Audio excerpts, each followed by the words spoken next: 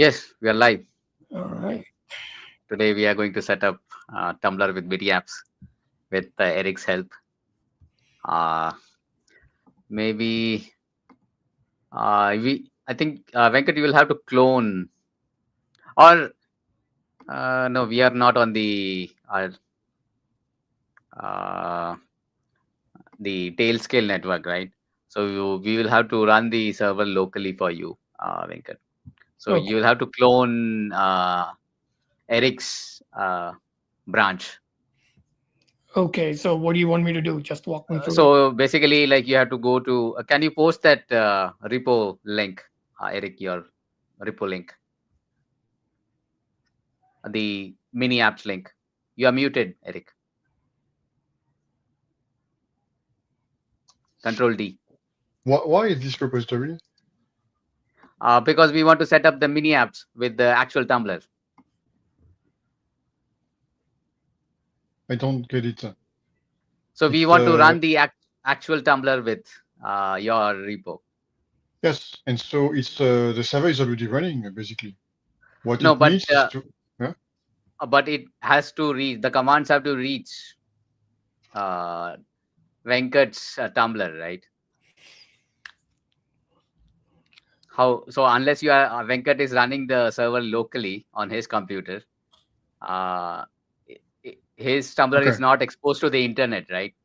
Yeah. So the thing that we take to the thing to understand here is that to be able after to use a setting local to Venkatesh environment, then we need to have also a public domain and to associate this domain to Farcaster.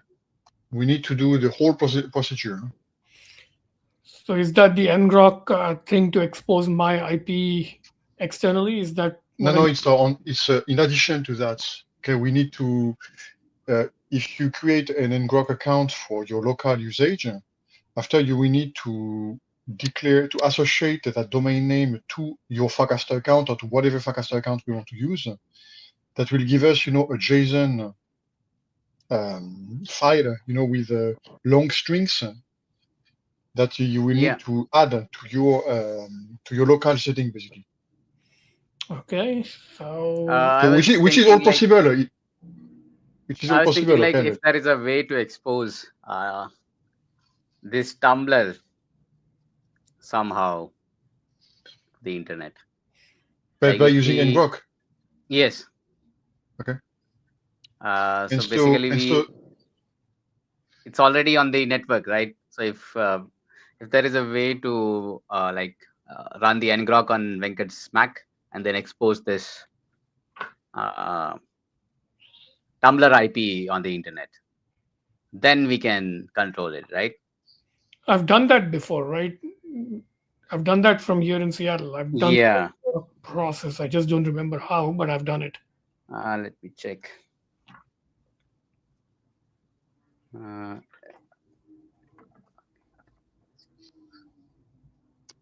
I sent the link to the repository in the private chat. Okay. yeah. Um,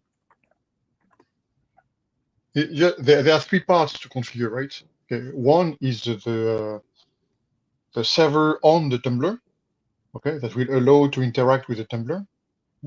One is the mini app server, and the third part is to declare the mini app server to Farcaster.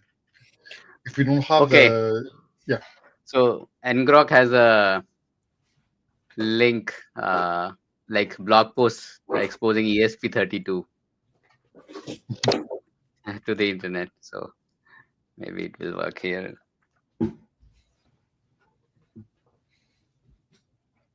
Putting ESP32 on the internet. Maybe we can try that. Okay. All right. Okay, I think okay, it's just ngrok HTTP and your IP and the port. So I think just if you can open a terminal, Venkat. All right. Hold on. Okay. Does it need to be in any particular directory?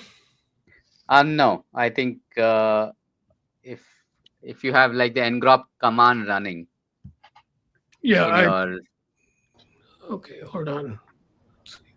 just type ng and then type in tab if it's running or not.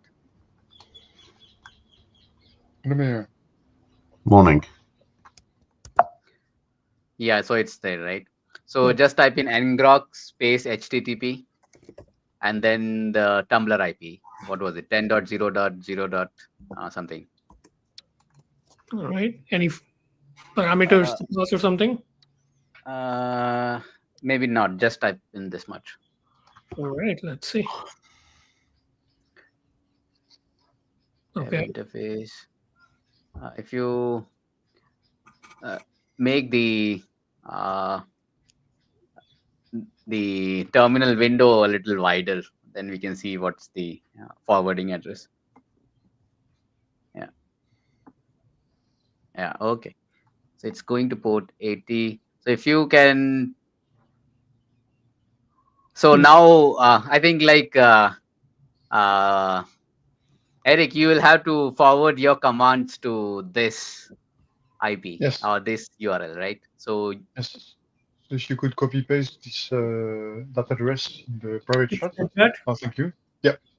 And perhaps also we can first test it because here when you have a connection, the ngrok window should show some attempts, right? yeah, Let me just try one. If we see something. Oh yeah, something 200. Okay.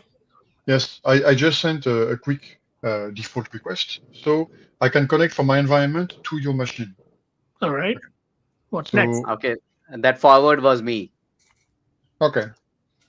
So here we're invading your network, Venkat.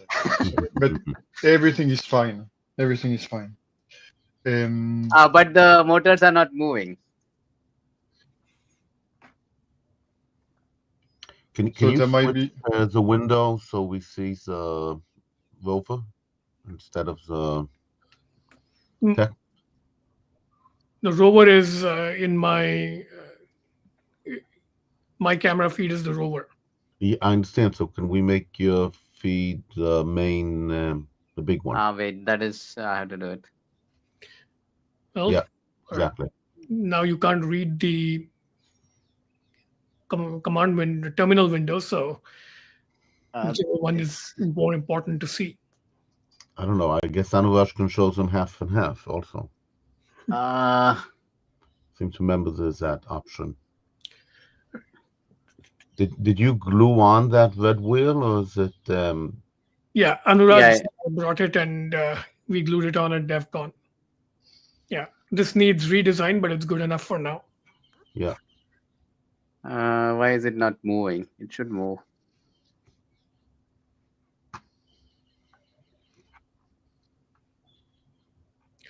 I mean, where is, It's okay. Okay, I was putting a wrong command. Wait. I mean, isn't there more to it? Where is the mini app? Where is the server? Like all that. Yeah. yeah. So let me summarize here. Is that the mini app is running Oh, here. there we go. It's running now. Yep. Good. Okay, that's me.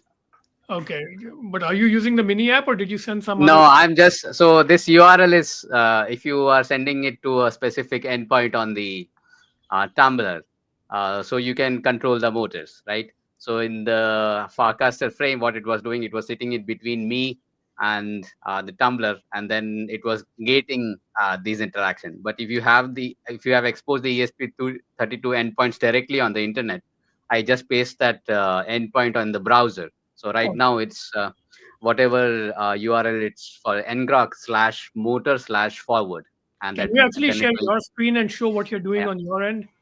yeah, just a second. It's not completely clear to me what exactly. You're not using Eric's mini app, right? You're just using No, the old frame you had. no, I'm not even using that.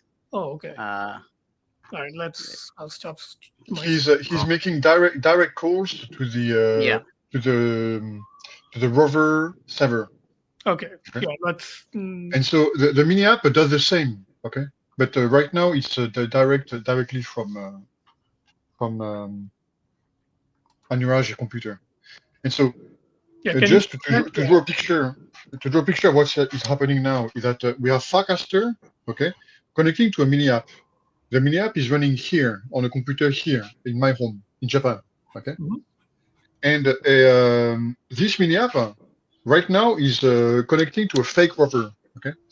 But I will show after how I do it, okay. I will just ask the mini app to point to the new domain name that we have now for your rover Venkatesh. Okay. The mini app will hit that one once the change is applied.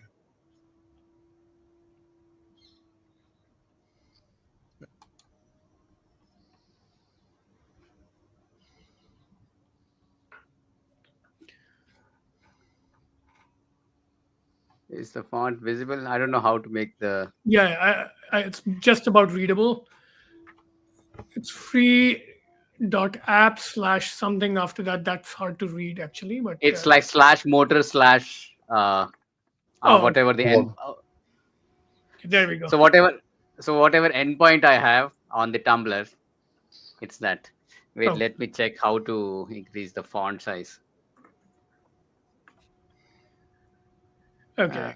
But this is clear. You're just directly invoking the forward script on the ESP32, right? Yes. Okay, so that's straightforward enough. Okay, so let's try out Eric's thing if that's possible now. So you can just replace the dummy rover with my exposed URL and hopefully run it. Yes. Anuraj, if you can show my screen, I will just show it how the change will happen. Okay, it's pretty basic. So here, this window is connected to this small computer called Chestnut. Okay, where the mini app is running. Okay, so the mini app is this process. Okay. So one question, Anuraj, is that the URL you showed there was no rover A and rover B. Yeah. Right? Yeah. So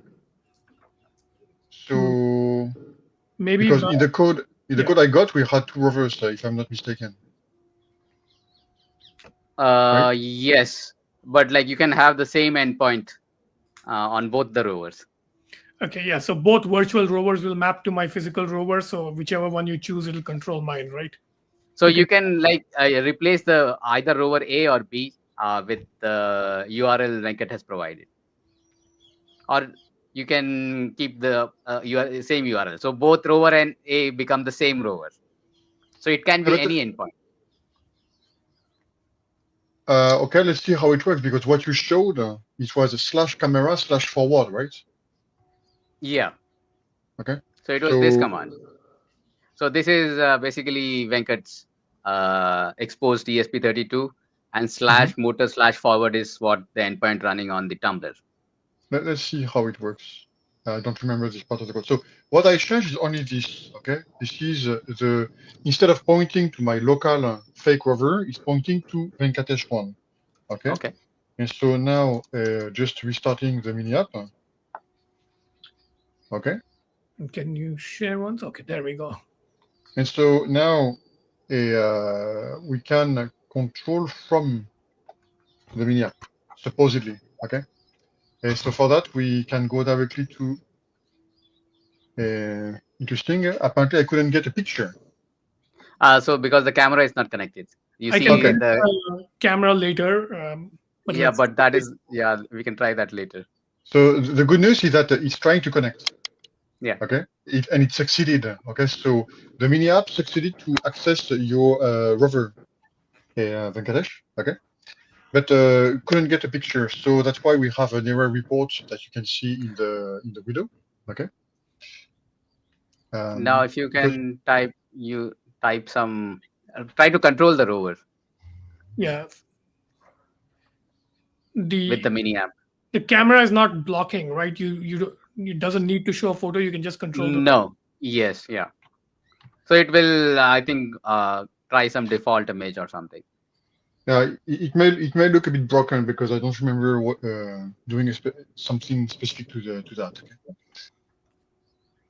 Okay. Do we show? Are we showing this? Is someone showing the mini app or trying the mini app directly? Nobody. I have a question about virtual rovers. So we're Yes. sending the command to the virtual rover, and from there it's going to the actual rover here on Venkatesh stable. No, I think there's no virtual rover once it's mapped directly to the physical rover. The virtual rover was temporary, I guess. Exactly. The mini app is basically a web server, right? Okay. And the configuration until today was to call another web server, which is the fake rover. But we've just changed that. Instead of sending to this fake Right. rover, we are sending to somewhere, which is Venkatesh's new endpoint now. Okay, the reason why I asked is because if we're talking about controlling a rover on Mars, what should the interface look like? And we talked about, for example, having something emulating what the rover should be doing, and then after 10 minutes, when you actually have an answer, you update what you're showing. And that's exactly what you would do with a virtual rover. Okay, so Yeah. you can have, I control a rover, I see it moving around, okay, black areas in the image where I don't know what I'm supposed to be seeing, and then suddenly I get an update on what actually happened. And in order to do that, working through the virtual rover is exactly the way to do it. Yeah. That's why I'm asking. That's, I think, a good next iteration of this app where the virtual thing almost becomes a reference model that occasionally gets updated and catches up. Right, exactly. All right. Can you try the forward backward command, Eric, from your mini app? Yes, I'm opening it as we speak. Can you share your screen and show the mini app interface as well? Sure. Yeah. Yeah.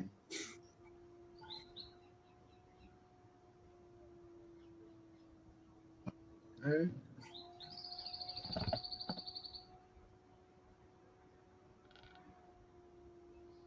So I'm showing what is called the embed tool. Okay, so where we get the mini app. Okay, and so interesting.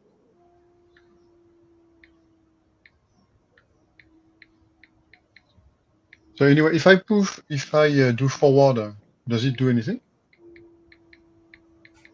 Doesn't look like it. I'm not. I'm looking at my ngrok. I'm looking at your rover. Yeah, I'm not seeing any commands coming through on the ngrok connection. Mm, Oh, I think something just changed. I don't know. Hold on. I'll So share that as well. Can you share more than one? no, not on our tier. Okay. Well, I'll put it there just in case Yeah. it's worth shifting. Okay, let's see. Yeah, I'll let you guys know if something happens there. Yeah, this hasn't moved. So I may have. I see that there is no error on my side, but I'm sending a link. I think it's not going through because it has. This is the so the what the mini app is doing is it's like adding on to the endpoint, right? So if you see the commands I sent, it was the endpoint slash motors slash forward, Mm-hmm. right? Mhm. And then the ones you sent via the mini app is slash tumblr slash a slash motor. So Yeah, the addition that's of what I was asking earlier. yeah. So So basically, yeah, I know how to solve it. I can do that immediately. It's yeah. just that sorry. So you just have to remove the rover A, rover B path fork from the path. Yes, Yeah. precisely. Okay. All right. If so far I was just reusing what was Yeah. basically available. Okay, and so maybe it's just a legacy code that I'm using here, and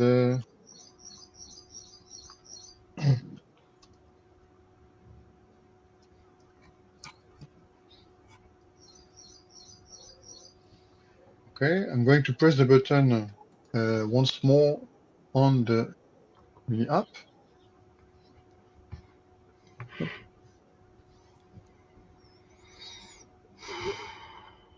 The it's Pressing just going to forward the end. now. I'm It's pressing just going forward to. now. Oh, Yes. So Okay. It's oh, working. nice. Awesome. Okay. So can you stop sharing my screen and show Eric's mini app screen so we can kind of Yeah. see the full loop now? Okay. Okay. So as you can see, we see the in previous sessions we have talked about these images. So it's showing the timestamp when the image was generated. So here, since we didn't get any image from the rover, okay, it turns out that the mini app is showing the last image that we have. So that's why we can see it's from June 12th, which was last week when we tried it. Okay. So Can you run forward again? Let's see what yes, so happens. here I press move. Let's do backward. Up. All right. There we go. Yes, that's working. So I guess if we set up the camera, we'll have the full thing going now. Yeah. Yes.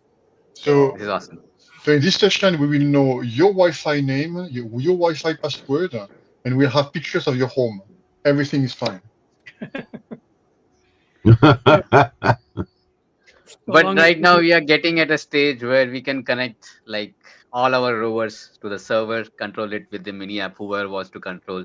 Just the payment gating is left. So it's like getting to a good server level and like connecting all the rovers. I have this camera you gave me at DevCon, Anuraj. What's on this camera and It will also try to connect to my hotspot, what I was running at DevCon.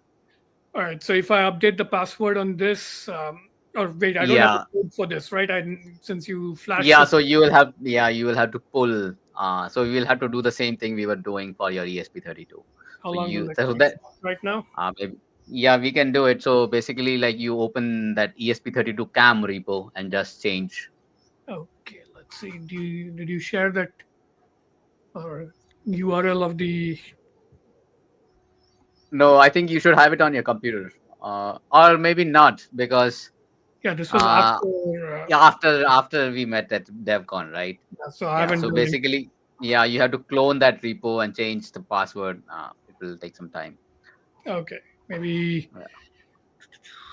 So yeah, you want to try that now or no? No, maybe not. Okay, It's like, today is enough progress for. yeah, this was a lot already. A lot we 25 minutes earlier, but like I'm happy that this is running. Okay. All right. So maybe we can brainstorm like what are the next steps here. So first is connect the camera, and the camera will also be. Maybe Venkat, you can change the view. We are seeing your Tumblr. We do that.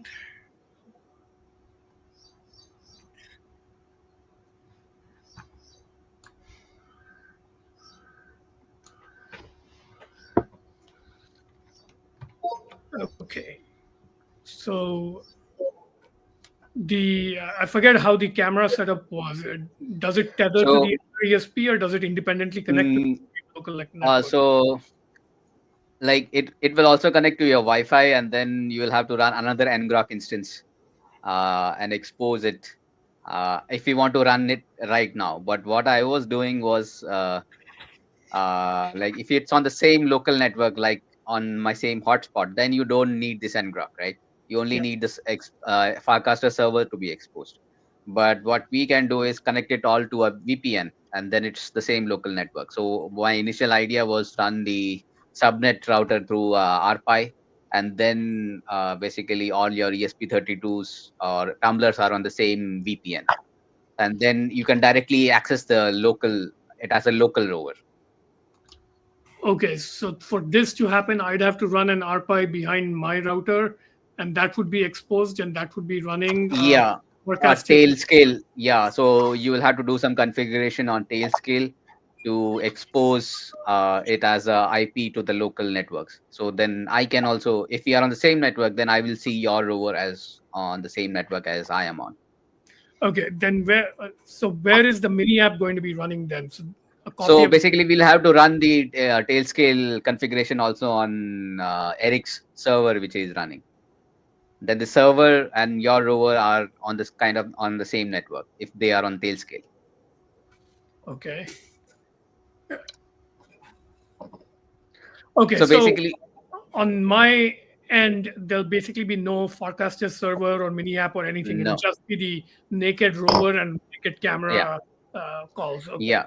On a certain IP and endpoint, and those endpoints will appear as local if you are exposing it via Tailscale. And then Eric is also running Tailscale on the same network. So basically, they become the same network.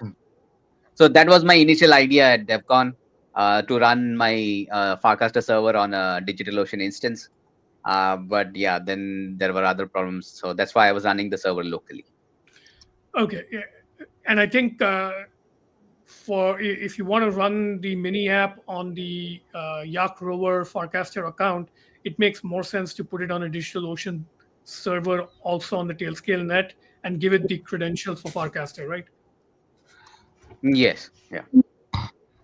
Okay. So So that's whatever setup Eric has, it just needs to be replicated on the DigitalOcean droplet.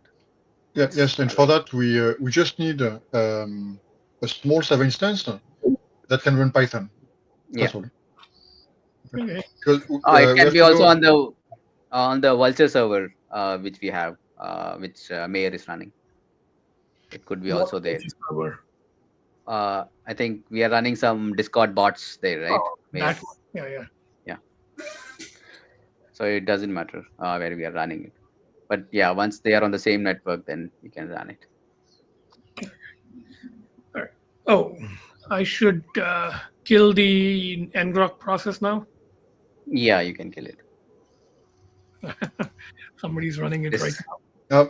Sorry, it was just a test. Thank you. Successful test. No, because I modified the mini app, because right now, we have rover A and rover B, right? So rover A for now is a Venkatesh rover, okay? But when he turns it off, end of But what does and the rover change B you make? is a fake one. Sorry? What was the change you made in the URL, Eric, to make it directly accessible? I just, in the code, we had some prefix. It has a /cameras A, /cameras B, /Tumblr A, /Tumblr B, okay? Yeah. I just removed that prefix. Okay. So what I've done is that now rover B is a fake rover, okay, the fake software rover, so that we still have something working, because it's a sitting basically. It's sitting for now at the URL I've shared before. Yeah. So the next step probably is connecting it via Tailscale, right? So that we don't have to individually do this ngrok for each endpoint we want to expose. Right. But yes, sure. But the thing that you still need. Okay. Yes. Tailscale. Okay, I can put this instance, this pie on the Tailscale, or we can move this on the digital ocean instance you may have. Okay. Yeah. It really requires very little resources, so it can really piggyback on any instance that may be running for the YaRG collective, I'd say. Okay.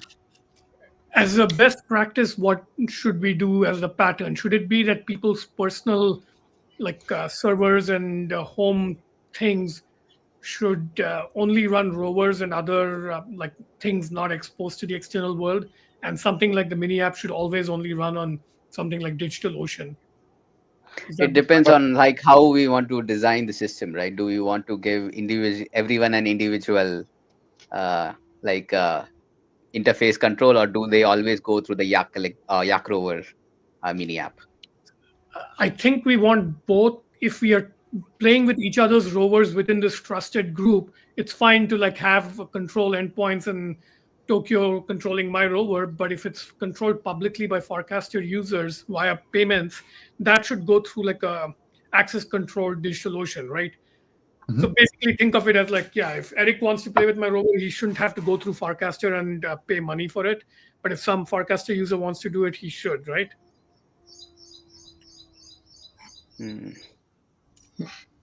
Yes, I agree. Anyway, access control is an issue here. Right now, you just exposed your rover to the internet, and so I have no idea whether there is any, how it's called, attack vector, let's say. Okay, but it's open.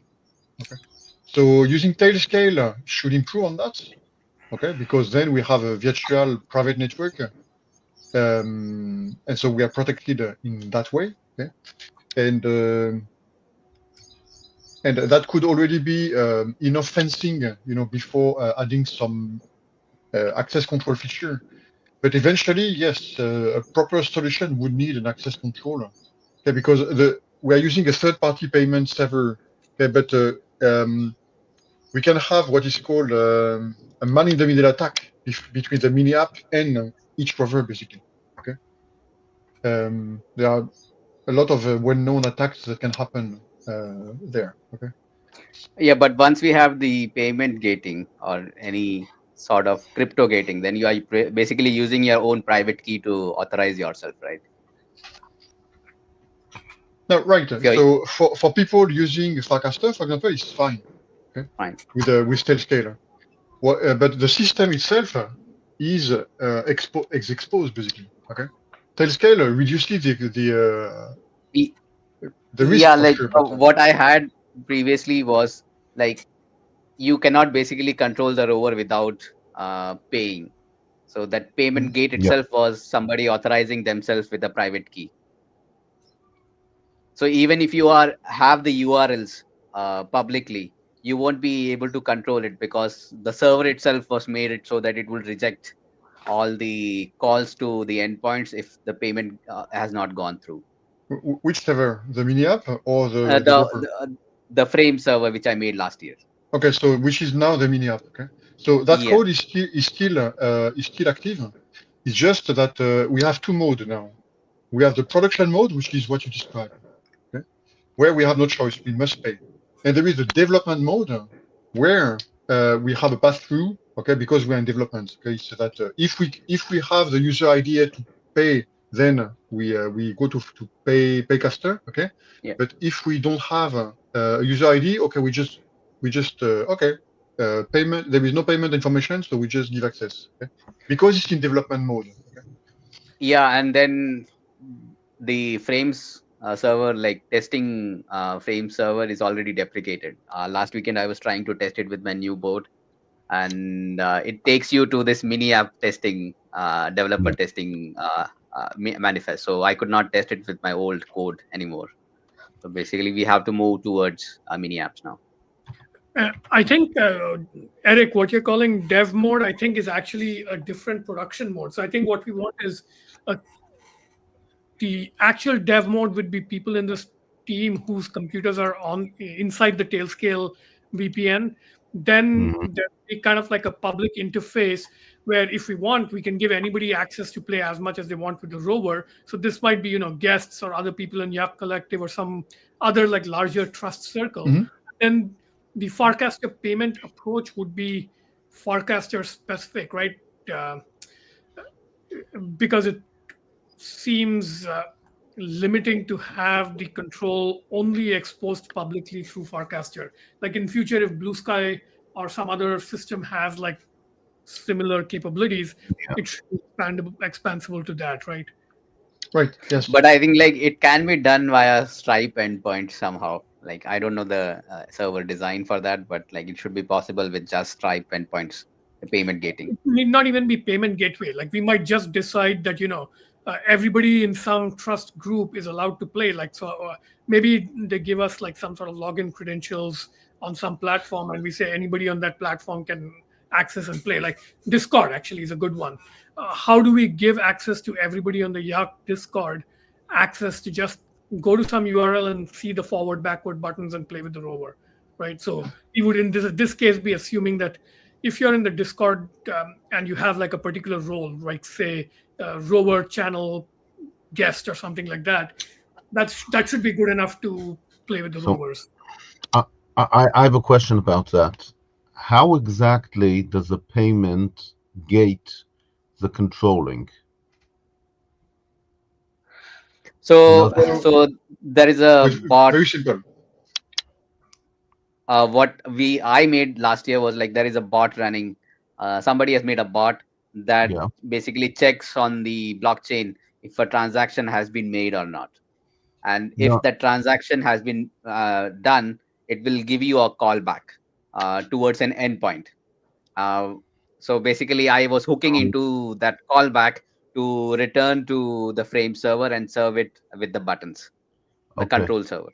And the I'd callback like. expires in 2 minutes or so, whatever it is. Yeah, so the callback, like I was setting that expiry after you come back from that bot, whatever bot they are running. After you come back, I just set the timer to, let's say, 2 minutes, and after that you will again go to the root frame where you have to pay again. Um, Is there a way to like just make this an internal economy? Like somebody pays 10 USDC to buy a bunch of like our local rover tokens or something, and we somewhere maintain a list of all the FIDs that have paid us along with the balances, or maybe that can be on the blockchain. And so long as they have a positive balance, I'd, yeah, and there's no I'd like basic, to yeah. suggest something slightly different from that, Venkatesh. Mhm. You pay, you get 20 tokens, okay? And every time you send a command to the rover, you have to send it with a token, Yep, that's what I was suggesting basically.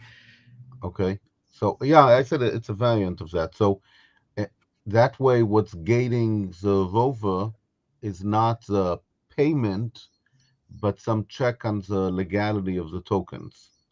And that might help us with this trouble Eric is having, that he's not getting an okay on the payment, because we could just, bypass it.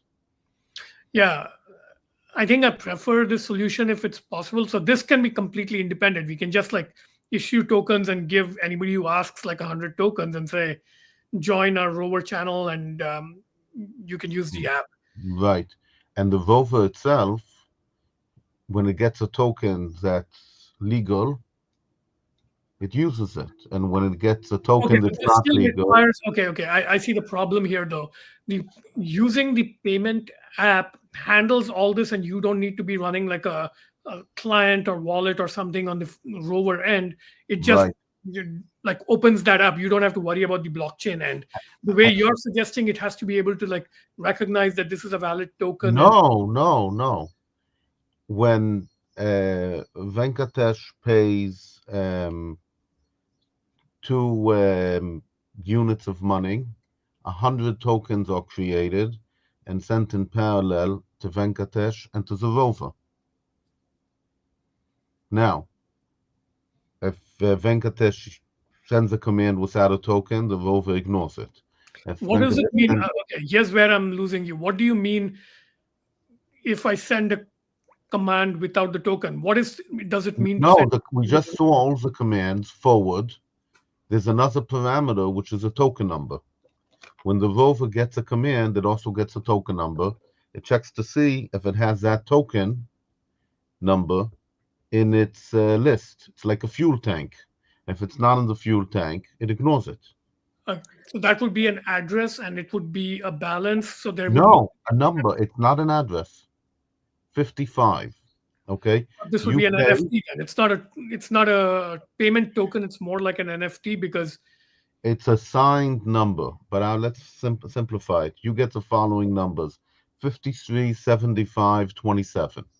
okay. Now you send the command, and the rover also gets the same 3 numbers. So if somebody hacked into the rover, they could steal, 5 tokens.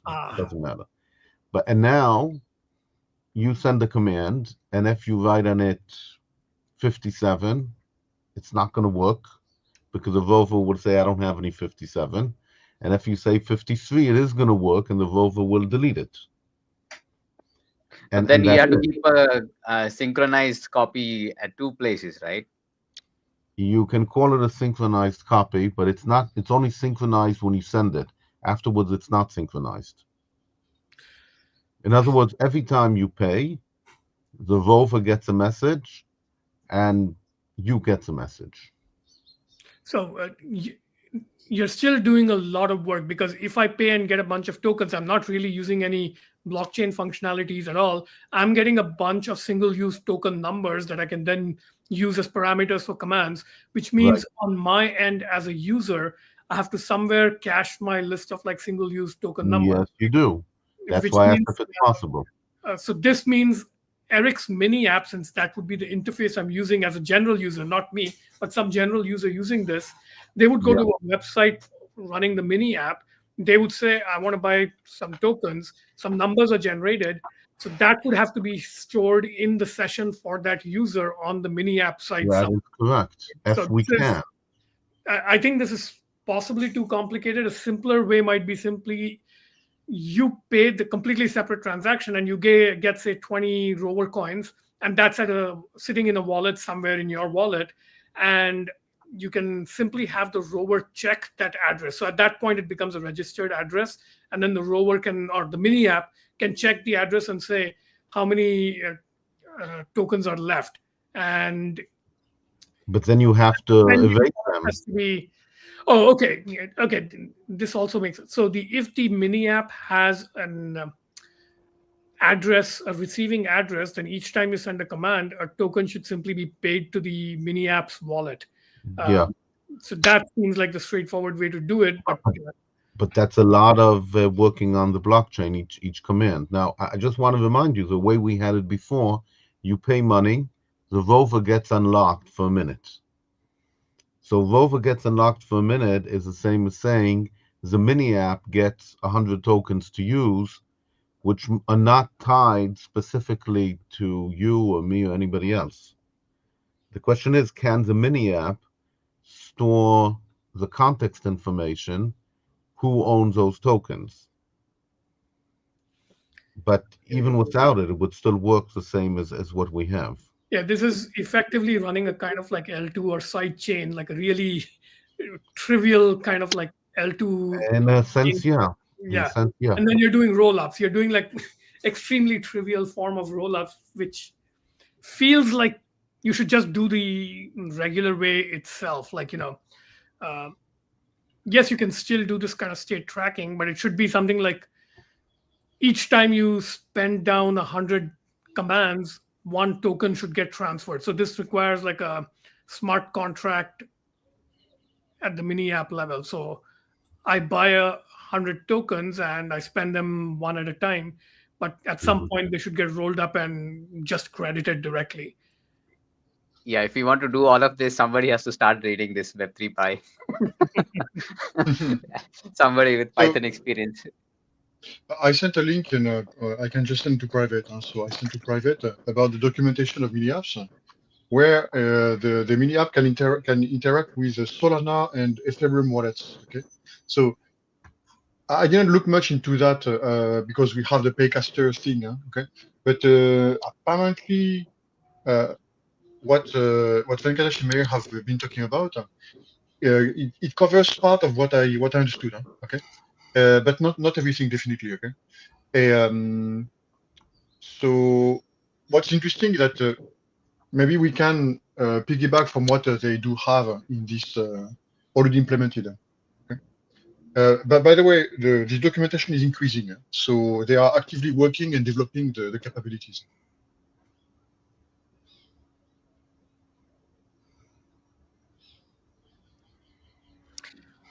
So what Maya describes sounds to me an implementation of the kind of something called a JSON web token or something like that, or JSON. There is basically a kind of standard Yeah, approach. yeah, yeah. Okay. While Okay. Venkatesh on your side, you're describing something perhaps closer to what we can see in the documentation, okay, directly with the wallet integration. Okay. So interesting to see, but it looks like somehow it may be a mix of the two actually. Okay. And somewhere we may need actually a database if we want to keep track, some form of database, okay, to keep track of who can do what, okay? A database or some form of smart contract, because if we pay $10 and we have $10 credit, okay, and the mini app, gets from the account as the rover is used, okay, it's a form of smart contract, right? Okay, so anyway, pretty interesting to see, but that would completely remove the paycaster thing, right? And Raj. If you look at my frames code, so I have like a so I was storing all this payment forecaster ID and the transaction ID of the payment into a SQLite database. So whenever you run the frame server, a small database was created. but that was just an initial draft idea. I was not using it for anything, but just to keep a track. So it was there. It was already in a preliminary stage, but it was not needed. Uh, But in an ideal world, I think if it weren't for like the latencies and stuff, every command would in fact send, like, you wouldn't even need like separate tokens. You would do something like, send 0.001 ETH or USDC with every single command to the mini app's wallet address, and the command would only be executed if the transaction hash turns out to be valid. So it would be something like send command forward, comma, transaction hash, and then the Yeah. mini app just checks the transaction hash and says, yes, I've received the payment. I'm going to run it forward for 10 seconds, right? Now, So- this is too slow, I think, but you can batch it. That's why you have like local storage needs. Yeah, but you can do something slightly different. The transaction hash has 100 units, and the rover keeps track of the transaction hashes it was sent, and then it does countdown. In other words, the command always sends the same transaction hash, and the rover says, okay, 100, 99, 98, whatever, that's it, I'm not listening anymore. I think that could work. It's Okay, and then there's much less context to be stored on the mini app. Yeah, you don't need to worry about who the user is, why they're trying to control. All their authentication is offloaded. All you're doing is that for the next 5 minutes, this transaction hash is valid and has like 67 Exactly. It can be by minute and it can be by count. Yeah. But at the same time, what we have now is we get a user ID, a Farcaster ID. We go to Farcaster and we make a small contract, okay? And that's it, okay? Isn't that enough? We don't need to send any extra, basically. There's nothing to send. Once the transaction is done, validated, and the mini app knows it's validated by the callback from Paycaster that YaRG implemented, but basically we are done. So maybe the question then is Paycaster too overfeatured for us? Like, is what we're doing simple enough that Paycaster is like ultimately not worth the overhead and we should just do it? Yeah, so basically like what Yeah. Paycaster was doing, it was giving a frame callback, right? So it would give a button with like frame requirements that you could click, and then it would like open up your wallet in another app. So I didn't know at that time last year how to implement all this stuff. But if somebody knows Web3 Pi enough, you don't need all this. And right now it's already, the wallets are already integrated into Farcaster. So you just need the interaction now. So it's much simpler for us. But yeah, it's like still somebody has to read the documentation and implement. Interesting options, yeah.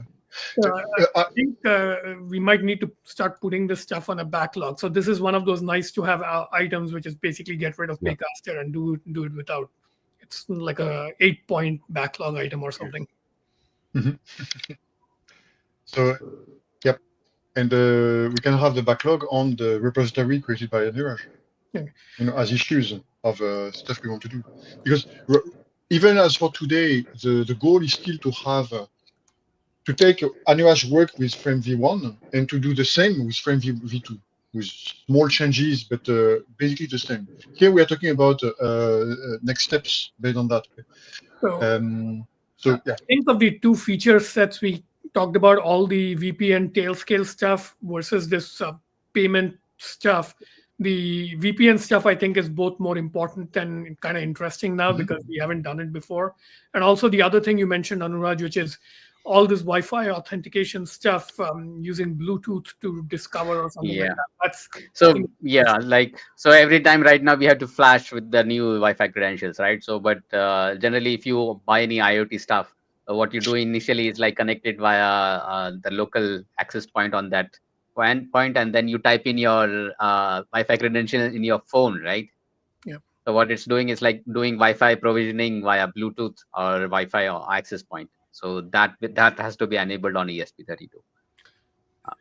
And I think the architecturally ideal solution is, unless there's something you're doing differently with the hardware, you should never have to flash the rover itself simply to do things like Wi-Fi credentials, right? If maybe the motor characteristics have changed, then it's worth doing. Otherwise, it should be an IoT device. It should be only rarely flashed when hardware requirements have changed. Yeah.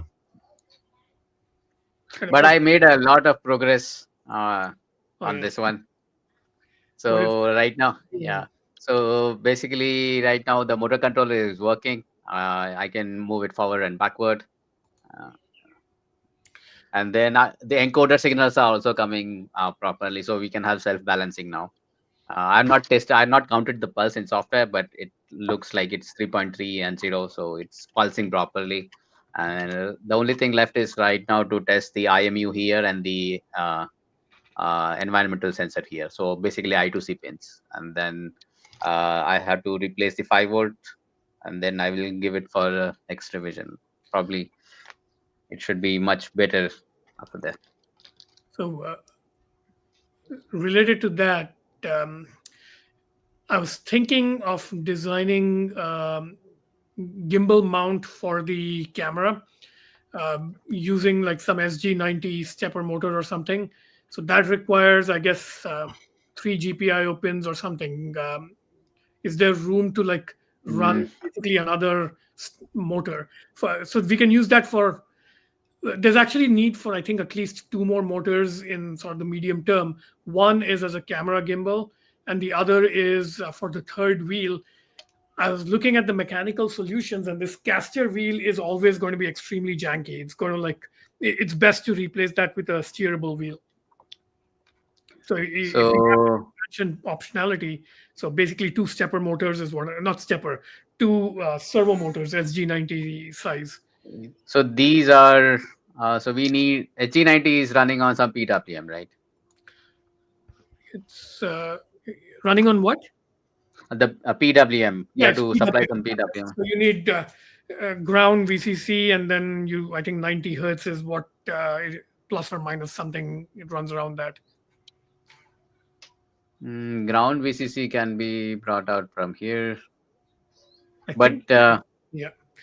So we need a PWM pin basically. yeah. So we have like these 3 pins, 4 pins extra, which I brought out on the RPi header. So we can solder pins on that and then connect some sort of servo motor there. Okay. Yeah. So it would be good to have this option. Mm. So we can do a little bit more even with this configuration. And maybe we can look for, since you have I2C, I2C is daisy chainable, right? So we should, Yeah.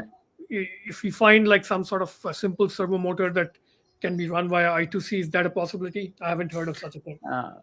I2C servo motors. Never heard of it.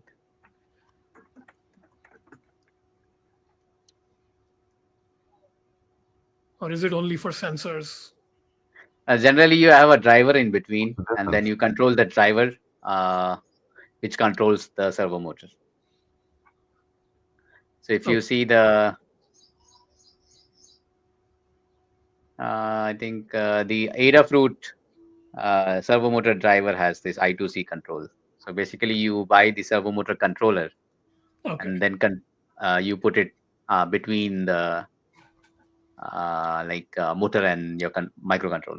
Okay. So I'll try and design the camera mount with this in mind, and we can figure out how to like control it, because I think it would be nice to have a steerable camera so you don't have to like steer the whole rover just to look in a different direction. But there should be already some 3D printable thing, right? So gimbal means like 2 axis, right? Two axis would require two motors. So I'm thinking just horizontal yaw axis. So left to right sweeping. Okay. Yeah. Okay. Otherwise, you'll need one more. Yeah, yeah. Yeah, you can have a passive one. You can have something that you set initially manually, and then one motor to control in one axis. So yeah, So one gimbal basically. Or gimbal. SG90 should be directly runnable with the microcontroller. Yeah. So it's just 3 pins, right? One Yeah. VCC That's- ground and 1 pin. So yeah. I think we already have the things for it. So we just have to connect it to this pin and the ground pin, and then choose one of this, and then we control it via software. Okay. So yeah, I'll make it my small project to design both the motor for the camera, as well as I'll see if I can design a steerable third wheel, which should also be the same amount of load. Okay. All right. I think we're 6 minutes over. Yeah, but today was a good session. All right. See You you guys. next week. Okay, thank you. Bye. Good week. Bye.